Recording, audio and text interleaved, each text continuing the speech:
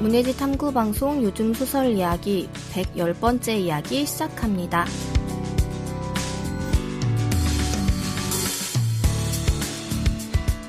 안녕하세요. 저는 KBS 1라디오에서 라디오 프로그램 제작하고 있는 이주영입니다. 네, 안녕하세요. 저는 해방촌에서 문학서점 고요서사 운영하고 있는 차경희입니다.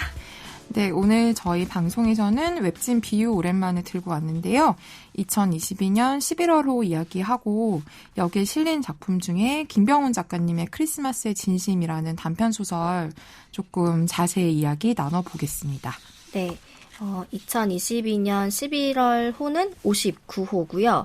어떻게 보면은 소설 특집이라고 할 수가 있을 것 같아요. 네. 여기에서 대학때 소설의 가장 기본적인 정의는 작은 이야기라고 배웠습니다. 그리 대단하지는 않는 소소한 이야기라는 뜻으로 옛날 사람들이 소설이라는 말을 만들었다고 말입니다. 이런 식으로 해서 소설 특집에 대한 이제 소개가 간단하게 들어가 있고요. 그리고 많은 분들이 관심 갖고 계신 작가님들의 신작이 실려 있어요. 이주혜, 김나연, 안윤, 김혜지, 이서수, 김병훈, 이미송 작가의 작품이 실려 있습니다. 네, 이 중에서 오늘 저희는 김병훈 작가의 크리스마스의 진심을 중점적으로 소개를 해드릴 예정이긴 한데 네. 개인적으로는 다른 작품들도 되게 흥미롭게 읽었거든요. 특히 저는 안윤 작가의 작은 눈덩이 하나를 네. 이게 어떻게 보면은 대학 시절에 평범했던 관계들에 대한 어떤 풋풋한 관계에 대한 이야기들인데 네. 되게 물 흐르듯이 매끄럽게 읽어가면서 이게 현재의 시점과 교차를 하면서 과거의 이야기를 궁금하게 만드는데 각 캐릭터들이 되게 현실적이라는 생각도 들고 네. 어떤 대학의 즐거웠던 시절을 떠올리게 만드는 그런 좀 아련한 느낌이 있더라고요. 네. 그래서 소설적으로 굉장히 재미있게 읽었어요. 좀 공감하는 지점들도 있고 네. 뾰족하게 무언가를 갈고 닦고 전하는 그런 소설의 류는 아니지만 네. 어떤 개인적인 감정으로 와닿는 부분들이 있어서 이 안윤 작가의 소설도 개인적으로 굉장히 재미있게 읽었습니다. 네. 그리고 다른 글들도 소개를 해드리자면 네. 비유에는 좀 재미있는 기획 코너들이 많은데 뜻밖의 오늘이라던가 좀 실험적인 글이라고 할 수 있을 것 같아요. 시각적으로도 특별하게 보이는 편집들이 있고 네. 앞에 인트로 말을 소개를 해드리자면 3화 기획의 말은 뜻밖의 오늘 세 번째 씨앗은 영화 혼자 사는 사람들의 김민입니다. 3화에서는 영화 속 주인공들과 같은 직장에서 근무하는 콜센터 상담사 김민과 이와 닮아있는 또 다른 노동하는 몸을 상상하고 그들의 하루를 그려냅니다. 라고 하면서 콜센터에서 이제 인연이 닿게 되는 사람들의 이야기와 네. 그들의 대화와 되게 실질적으로 어떤 상담 기록을 영화 장면에서 캡처를 해서 보여주고 있는 글이고요. 네. 그리고 번역에서 같은 경우에는 번역가들의 실제 번역 과정을 좀 보여주면서 이야기를 하는 이제 대담 형식이기도 하고 번역어 하나하나에 대한 어떤 선택에 대한 이야기들이 되게 세부적으로 나와 있어서 번역 과정에 대한 궁금증을 갖고 계신 분들은 재미있게 읽으실 수 있을 것 같아요. 얼마 전에 그 리터의 올가 토카르추크의 그 인터뷰가 실렸는데 거기에서 자신의 책을 번역한 전 세계의 번역가들을 초청을 해서 폴란드로 어떤 모임을 가진 이야기가 나오더라고요. 네. 그러면서 정확한 표현은 기억은 안 나는데 번역가들은 자신의 어떤 작품과 가족관계에 놓여있는 사람이다 라는 식으로 번역의 어떤 중요성, 역할에 대한 강조를 했던 것도 좀 인상에 남아있었는데 그 지점과 함께 읽어보셔도 좋을 것 같아요. 네. 공동체 같은 경우에는 여러 이제 연대와 연결된 이야기들이 실려있는 코너인데 이번에는 304 낭독회 100회를 기념하여 김은지 시인과 김금희 소설가의 글이 실려 있습니다. 그리고 책방에는 저의 글이 실려 있습니다. 죄송해요. 공교롭게도 책방이 이 기획의 취지는 팬데믹이 바꿔놓은 시대의 풍경 중 하나가 오프라인 공간의 축소인데 네. 많은 책방들이 아쉽게 문을 닫거나 운영을 축소했지만 여전히 온 오프라인에서 책과 독자를 연결하는 그 방들이 하나씩 생겨나고 있는 지금 그 방들의 문을 두드려 몇 가지 질문을 건네봅니다. 라는 기획의도 아래에서 서점극장 라블레라던가 팟캐스트 신간서점이라던가 뭐 책방 2층 UTNC 니컬처럼 좀 오래된 서점이라던가 그리고 이번 꼭지에는 11월호는 아닌데 10월에 공개된 글에는 이제 저희 서점에 올해 제가 7주년이어서 그와 관련된 약간 칙칙한 글을 실어 있고요. 죄송해요. 제가 미처 챙기지 못했습니다. 글이 많이 칙칙해서. 그리고 담화에서는 비유뷰라고 해서 비유에 게재가 됐던 작품들에 대한 이제 대담이 실려 있어요. 네. 그래서 김나영, 소영현, 이소, 이종사님이 이제 비유에 실려 있던 소설이나 글들에 대한 이야기를 꽤 자세하게 리뷰를 하고 있어서 지난 호에 실려 있던 작품들과 함께 본인의 감상과 이분들의 이제 해설을 같이 비교하면서 읽어볼 수 있을 것 같습니다. 네. 11월 호에 대한 이야기는 아닌데 비유를 보면 확실히 조금 웹진 형태여서 그런지 기획 같은 거나 특집 같은 게 되게 좀 유연하다고 해야 되나? 그런 느낌이 좀 들더라고요. 이번도 사실은 맞아요.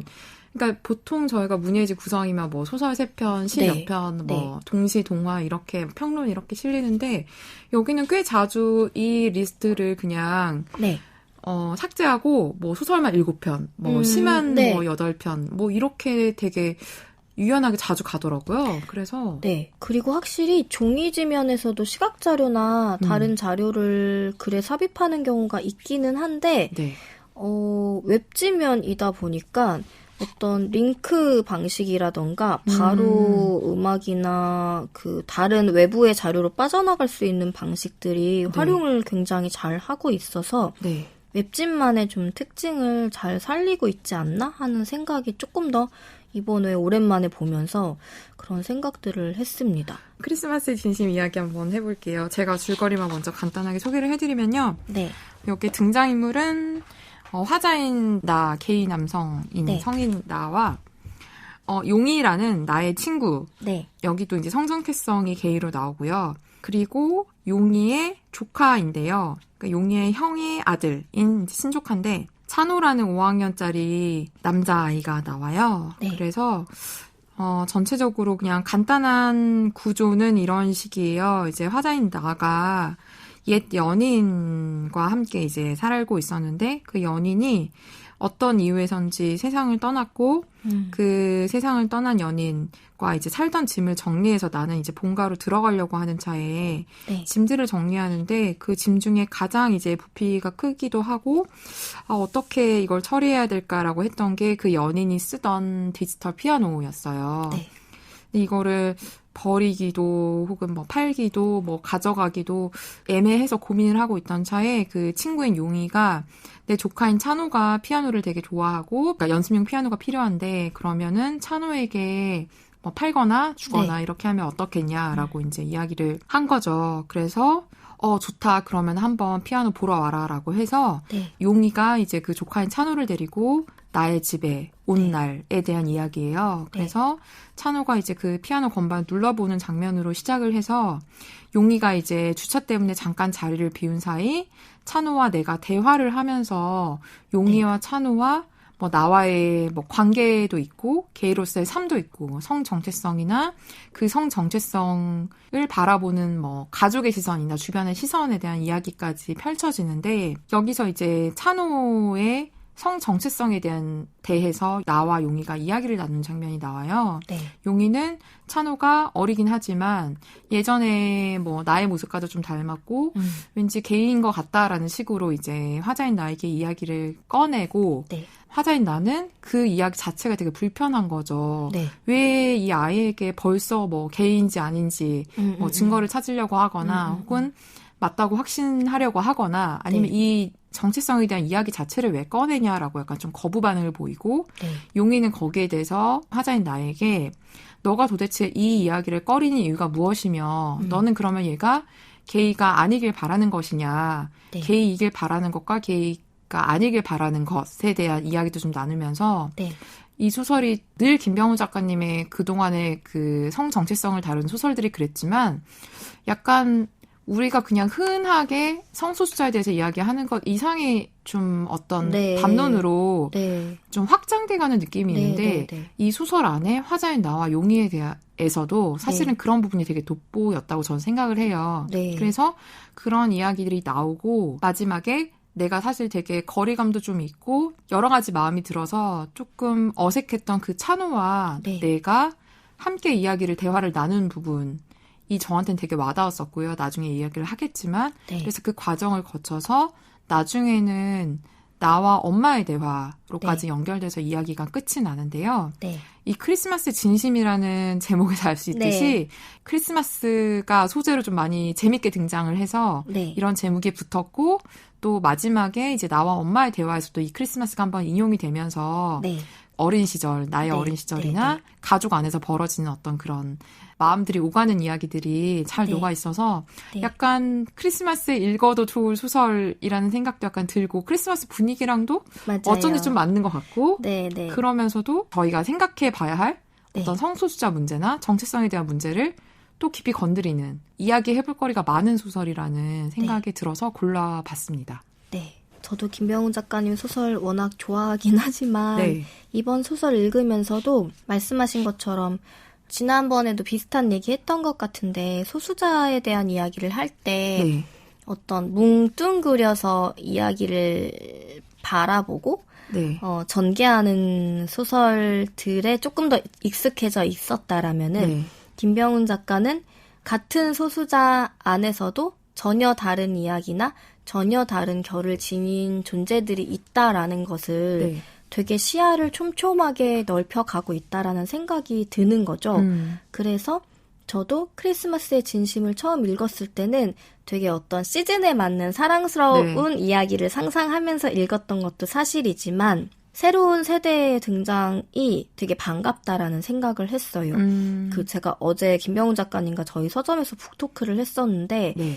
이제 최근에 출간됐던 소설집이죠. 네. 기다릴 때 우리가 하는 말들에서도 작품 제목이 대구가 배경이 되는 작품이 있어요. 그거 네. 되게 좋아했어요. 11시부터 1시까지의 1시까지, 네. 대구. 네. 네, 11시부터 1시까지의 대구라는 작품이 조카인 경진이라는 네. 청소년과의 대화로 이제 마지막에 이제 이별하는 장면이 나오는데 네. 거기서 경진이라는 청소년도 자신의 어떤 정체성, 꼭 그게 퀴어로서가 아니라 어른들은 제가 왜 이렇게 삐딱하지? 라는 생각으로 바라보는데 화자인 나는 저럴 수 있지. 저 나이 때는 그리고 나랑도 비슷한 점이 보이고 그거를 지금의 나는 가족에게 어느 정도 숨기고 연기할 수 있지만 지금 경진은 그것을 숨길 줄 모르고 분출하고 싶은데 그게 잘 어른들의 제재를 받으니까 답답해하고 있고 자기만의 윤리를 주장하고 싶은데 힘이 약하다라는 생각에 좀 분개를 하면서 그런데 삼촌은 나의 그런 것들을 조금 이해해 줄 수 있지 않을까라는 마음으로 이제 접근하고 싶어 하는 소심하게 그런 이야기들이 나와서 사실 크리스마스의 진심을 읽고 경진이라는 캐릭터가 생각이 나긴 했거든요. 네, 좀 네. 다른 경우긴 하지만. 네. 근데 작가님도 크리스마스의 진심을 쓸 때 경진을 떠올린 건 아닌데 얘기를 하다 보니까 연결되는 지점이 있다는 생각이 든다고 하시더라고요. 네. 그래서 이게 복잡한 문제잖아요. 네. 여기서도 사실 찬호라는 캐릭터는 할머니의 말을 잘 듣는 자기 자신도 유지를 하고 싶고 네. 하지만 자신과 삼촌이 닮아 있다라는 말을 듣거나 자기가 자각을 할 때 이걸 어떻게 받아들여야 할지 모르고 네. 좀 마음 아프게도 오늘의 잘한 일을 여자애들이랑 놀지 않았다라는 걸로 이제 메모를 남길 정도로 자신이 남자 친구들보다 여자 친구들이랑 잘 지낸다거나 어떤 이런 크리스마스의 아기자기함을 좋아하는 성향 자체를 자신도 다른 남자애들과 다르다고 생각하는 지점에서 고민을 하고 있다라는 게 느껴지고 삼촌에겐 직접적으로 개이냐고 못 물어보는데 삼촌 친구에게는 그것을 물어보고 싶어하는 그 마음들. 네. 그러니까 여기서는 찬호에 대한 정체성을 어떻게 정의 내리고 있진 않지만 그 성장 과정에서 그리고 5학년이면 진짜 어린 나이잖아요. 네. 그때 내가 남들과 다를 수 있다라는 거를 자각하는 그 과정에 대해서 퀴어로서 자신의 정체성을 받아들이고 살아가는 성인인 내가 그리고 삼촌인 내가 이 아이를, 이 어린이를 어떻게 대해야 할지 고민하는 과정이 되게 투명하게, 근데 그리고 되게 조심스럽게 드러나서 이 이야기도 굉장히 충분히 있을 만한 이야기이다라는 생각도 들었고, 네. 또 하나, 어제 북토크에서는 이제 주제로 꺼내진 못했는데, 네. 김병훈 작가 소설에서는 엄마와의 관계도 늘 되게 중요하게 다뤄졌던 것 같아요. 그러네요. 한밤에 두고 오는 것이라던가, 네. 그러니까 중년 세대의 여성들, 왜 엄마의 예전에 애인의 장례식을 찾아에 갔던 네. 그 소설에서도 엄마와의 관계에 대한 이야기가 네. 늘 조금씩은 비중을 차지했던 것 같아요. 네. 근데 이 소설에서도 자신과 엄마의 어떤 그런 크리스마스 트리에 대한 기억이 마지막에 얘기를 하면서 나 역시 찬호 같은 어린 시절을 보내왔던 그런 것들을 반추하는 게 성인이 된 퀴어로서의 내가 이 자라나는 정체성에 대해 고민하는 어린이를 어떻게 내가 무슨 일을 해줄 수 있을까라는 지점에서 충분히 가능한 이야기다라는 생각을 하면서 읽었습니다. 여기에 나오는 이제 용이나 찬호나 화자인 나 모두 약간 한 사람의 목소리일까? 내면에 이런 생각도 약간 들었었어요. 네네네. 그리고 이제 어린 시절에 나를 회상하는 장면도 나오는데 네. 그 웹툰 비유에는 작가의 그 소개를 작가의 말처럼 약간 네네네. 풀어놓잖아요. 네. 그래서 여기 보면 어린 시절의 나에게 지금의 나를 보내주고 싶어서 썼다. 걱정을 끼쳐도 괜찮다고 말해주고 싶다. 이 약간 서명 같은 말도 되게 좀 와닿았는데 네. 저는 사실은 이제 이야기를 읽을 때는 조금 담담하게 네. 아 그렇구나 하고 읽어 내려가다가 사실은 네. 약간 머리를 딱 맞은 것처럼 네. 저한테 크게 왔던 그래서 네. 아 이 작품을 되게 소개하고 싶다라고 네. 느끼게 만들었던 장면이 이제 용이가 주차를 하러 떠난 다음에 찬호와 네. 내가 이야기를 하면서 찬호가 이제 할머니가 내가 용이 삼촌을 닮은 것 같은 이야기를 할 때 좀 네. 속상해한다라는 네. 이야기를 하면서 네. 그래서 아저씨가 저 대신 우리 삼촌이랑 좀 많이 놀아달라. 자긴 거리를 둬야 될 것 네. 같다라는 식으로. 왜냐하면 네. 저도 놀고 싶고 안 놀 건 아닌데 지금보다는 덜 놀아야 할 것 같다. 할머니를 생각해서. 근데 이 마음이 너무 좀 아프더라고요. 맞아요. 근데 찬호는 이런 사람이고 네. 사실은 어쩌면 여기 나오는 화자 또한 나중에 이제 어머니의 대화를 반추해 볼 때 네. 떼쓰지 않는 아이였던 거잖아요. 네, 네, 어떤 네. 것도 해달라고 네. 하지 않고 웬만하면 참는 네. 아이. 그래서 우리는 되게 좀 철없다고 느끼는 네. 그런 초등 유년기의 아이들이 네. 실은 되게 많은 걸 느끼고 네. 많은 걸 이해하고 네. 많은 마음들을 어른들을 위해서 쓰고 네. 있다라는 걸 너무나 당연한 이야기지만 네. 다시 한번 새삼 여기서 좀 발견하면서 네. 왠지 좀 가슴이 좀 아픈 생각이 좀 들었고요. 네. 그 김병훈 작가가 어린 시절의 나에게 지금의 나를 보내주고 싶다고 한 것처럼 네. 이게 뭐 성정체성이나 성소수자가 소재이긴 하지만 어릴 때 나의 의지와 상관없이 철이 일찍 들 수밖에 없었던 네.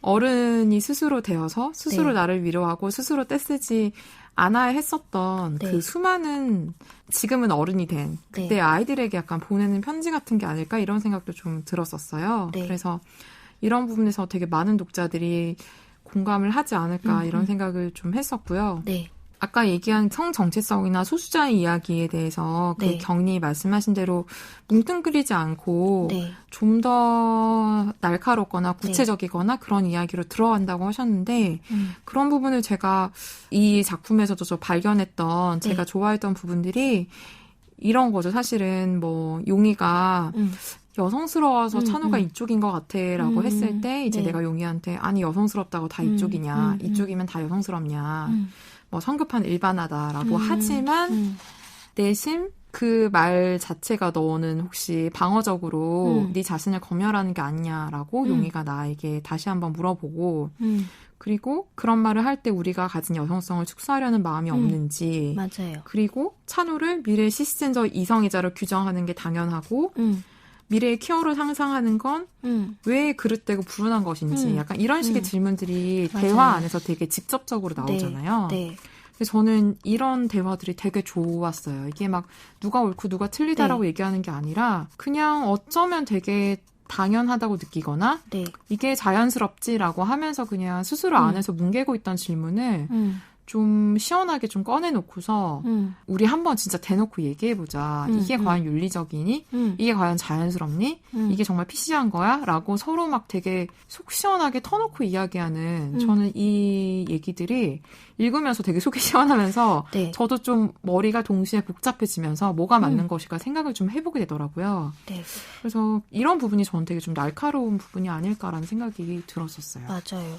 저는 그 대목 저도 좋았는데 읽으면서 든 생각이 네. 사실 찬호는 그냥 자기식대로 살아가고 있는데 스스로 이상하다고 생각한 게 아니라 주변에서 너는 여성적이야 라거나 너는 여자친구들이랑 더 많이 노네? 라는 거를 들었을 때 어떤 뉘앙스로 인해 아 내가 다른 사람과 다르구나 라는 생각을 하면서 오히려 자신의 정체성에 대해 생각해보게 되는 계기가 되었을 것 같다는 생각이 드는 거예요. 네, 네. 아마 지금 성인인 퀴어 두 사람도 마찬가지일 거라는 생각이 드는데 네. 하지만 모든 게이가 여성성을 지니고 있지 않다라는 거를 알잖아요. 그쵸. 이거는 개개인의 특성인 거지 꼭 여성성이라고 해서 그리고 남성이 여성성을 지니고 있다라는 게 마치 부정적인 의미인 것처럼 사회적으로 이야기가 되는 것도 문제이고 네. 여성성을 지닌 이성애자들도 충분히 있는 상황에서 네.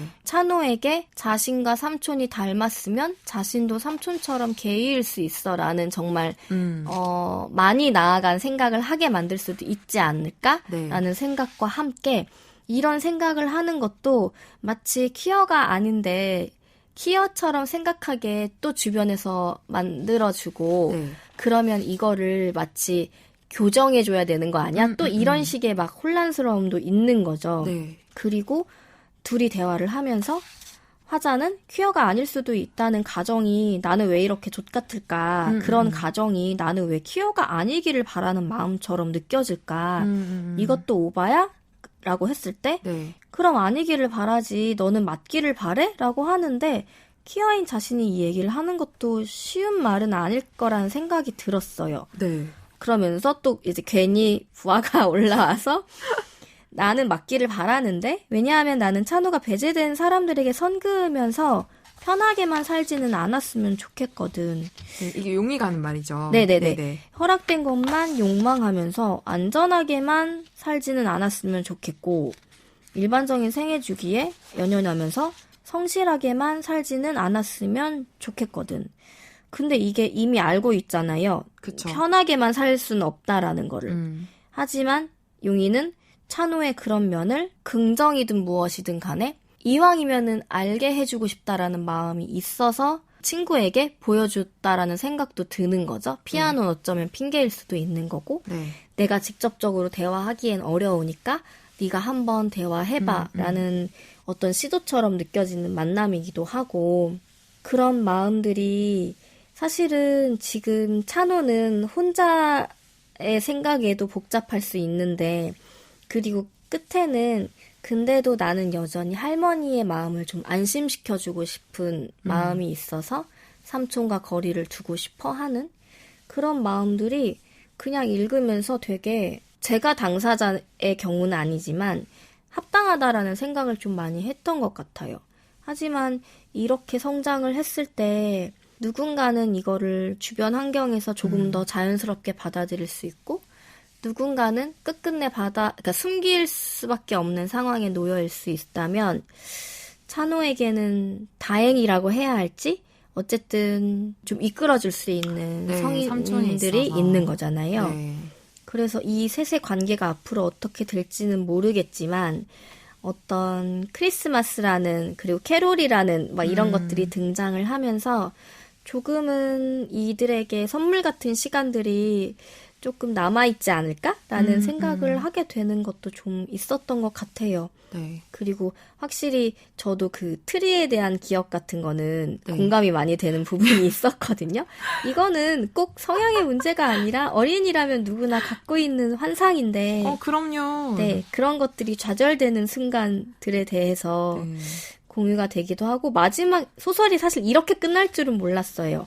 엄마의 말로 너는 동네 아줌마들 할머니들 얘기 듣는 거 좋아하고 그냥 방긋방긋 웃고 있는 아이였다. 네. 근데 저도 이랬거든요. 그래서 엄마 친구분들이 네. 되게 이상한 얘기 별별 얘기 다 하다가 제가 옆에 있는 거 보고 되게 깜짝깜짝 놀라셨거든요. 근데 저도 약간 어른에게 방해되고 싶지 않은 아이가 되고 싶었던 마음도 있어서 안 그러면 안 끼워줄 것 같아서 엄마들 노는데 그런 기억이 겹쳐지기도 하고 그게 어떻게 보면 여성성 중에서도 소심한 네. 기질인 거죠. 약간 얌전하게 있어야 하고 어른들을 거스르지 않게끔 만드는 누가 뭐라고 하지 않아도 내가 먼저 눈치를 보게 만드는 그런 것들이 다 섞여서 그냥 제 어린 시절하고 겹치는 것들도 있었고 내가 남들과 조금 다르게 굴면은 어른들에게 내 보호자들에게 미움받을 수 있다라는 마음 네. 그 마음도 어떤 찬우의 입장과는 다르겠지만 공감이 좀 많이 됐던 것 같아요. 네.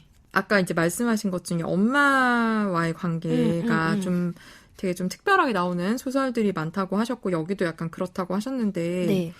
진짜 엄마 이야기가 이상하게 김병호 작가님의 엄마 이야기는 네. 되게 우리 엄마 이야기처럼 네. 되게 와닿는 부분이 있어요. 그게 네. 이번에도 그 이제 용이가 네. 내가 사실 제일 싫었던 건 진심으로 나를 걱정하는 엄마의 눈빛이라고 네. 중간에 이야기를 하잖아요. 네, 그리고 네, 나도 네. 이제 마지막에 이제 엄마와 대화하는 걸로 이야기가 끝나는데 근데 그 진심으로 걱정하는 엄마의 눈빛이 되게 너무 슬픈 거예요. 저는 그 단어를 네, 생각하면. 네.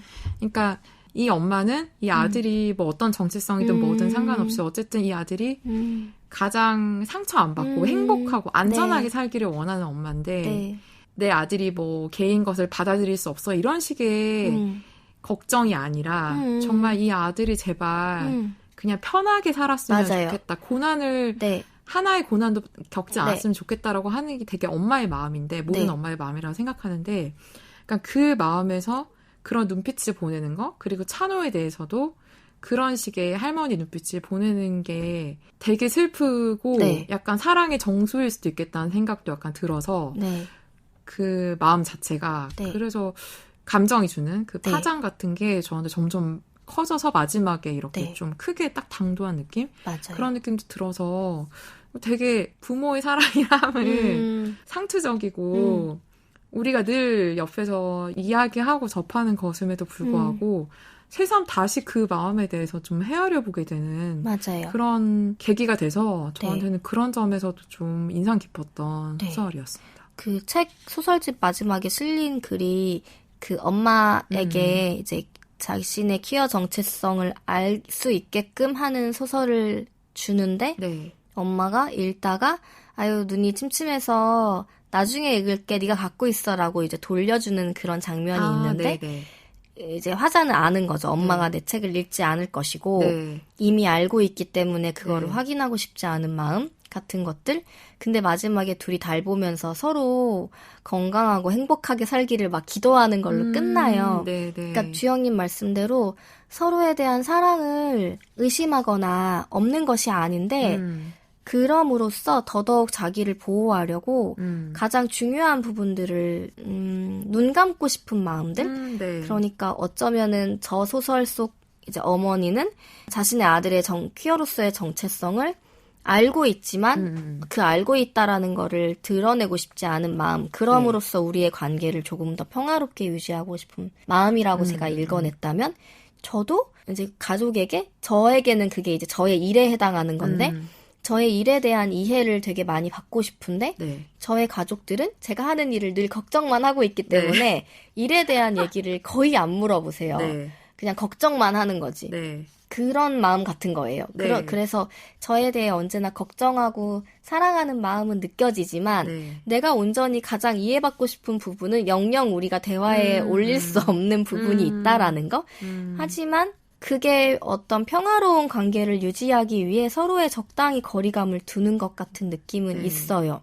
그 마음 또한 이해가 되죠. 네. 네. 그게 어쩌면 대다수의 가족들의 평화를 유지하는 방법 같기도 해요. 네, 가장 네. 힘들고 건드리기 어려운 문제들은 네. 덮어둘 수 있을 만큼 덮어두고 그거를 각자 해결을 잘 하고 있겠지라고 믿어가면서 네. 우리는 좋은 것만 주고받자. 하지만 당신이 정말로 편안하고 건강하고 행복하길 바라는 마음은 진심이다. 네, 네. 라고 하는 그 마음들이 네. 김병훈 작가의 다른 소설들에도 되게 깔려있는 경우를 많이 봤어요. 네, 근데 이제 네. 그랬을 때 마음이 복잡한 거죠. 가장 네. 사랑하는 사람한테 이해받고 싶은 부분을 네. 이해받기에 좀 힘든 상황. 네, 네, 하지만 네. 너무 또 사랑하는 관계들. 네. 이런 것들에 대한 반복적인 쉽게 해소할 수 없는 것들에 네, 대한 맞아요. 이야기가 소설 전반에서 느껴져서 근데 여기서는 슬프게도 찬우가 벌써 그런 걸 느끼고 네. 있다라는 거. 그 어린 마음이 학생이 아파요. 네. 벌써부터 할머니의 걱정과 삼촌 같지 않기를 바라는 마음이 아마 여실히 느껴질 테니까 네. 최대한 삼촌같이 굴지 않으려고 하는 마음. 그게 좀 마음이 아픈 거죠. 네. 찬호가 커서 조성진 같은 피아니스트가 됐으면 좋겠네요. 근데 김병훈 작가님 소설이 되게 그 톤이 대부분 경쾌하잖아요. 유머도 많고. 네네네네. 그래서 좀 이런 네. 아린 마음들을 갖고 있지만 사실 읽을 때는 되게 재밌다 하면서 네. 그 쑥쑥 읽어나가는 또 소설적 재미가 있어서 네. 진짜 크리스마스 선물 같은 이 작품을 네. 다들 한번 읽어보셨으면 네. 좋겠습니다. 맞아요. 네. 김병훈 작가님 작품 중에 굉장히 무게감도 있고 네. 힘 있는 작품들도 있는데 네. 이렇게 좀 진짜 주변의 개인적인 이야기들처럼 편안하게 전개되는 이야기들이 있잖아요. 네, 네. 근데 그런 작품들의 매력도 분명히 있는 것 같아요. 네, 맞아요. 그래서 뭔가 되게 고르게 그 힘을 일부러 안배하시는 건지는 모르겠지만 약간 힘을 빼고 썼다라고 느끼는 작품들이 네. 주는 여운들이 있어서 네, 네. 소설집 재미있게 읽었던 분들이라면 네. 이 작품도 웹진 비유에서 찾아서 읽어보시면 분명 좋으실 것 같습니다. 네. 네, 저희 이렇게 웹진 비유 2022년 11월호에 실린 김병훈 작가의 크리스마스의 진심이라는 작품 이야기 해봤습니다. 저희가 이번 시간까지 110회를 이어왔는데요. 저희가 짧은 방학을 가질 예정이에요. 그래서 다음 주와 다다음 주 2주 동안 짧게 쉬고 12월 8일에 저희 다시 돌아오도록 하겠습니다. 그때 저희가 함께 이야기할 작품도 많이 기대를 해주시고요. 저희는 김병훈 소설 크리스마스의 진심의 일부를 경희님의 낭독으로 들으시면서 저희 다음 시간에 인사드리겠습니다. 들어주셔서 고맙습니다.